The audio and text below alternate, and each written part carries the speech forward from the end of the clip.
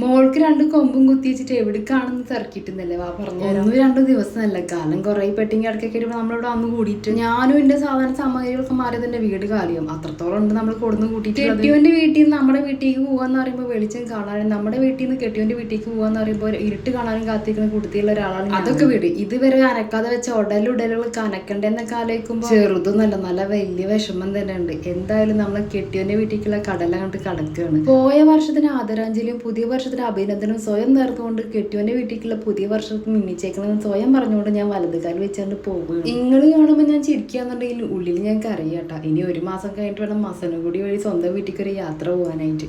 മൂപ്പര് കടയിൽ കയറി ഫ്രൂട്ട്സ് ഒക്കെ വാങ്ങിച്ചു കഴിഞ്ഞ് പൈസ കൊടുക്കുന്ന സമയത്താണ് ഫോണിൽ നെറ്റില്ലെന്ന് പറയുന്നത്. ഗൂഗിൾ പേ വർക്ക് ചെയ്യുമോ? വാങ്ങിച്ച ഫ്രൂട്ട്സ് ഒക്കെ റിട്ടേൺ കൊടുത്ത് നമ്മൾ മടങ്ങേണ്ട അവസ്ഥയായിരുന്നു.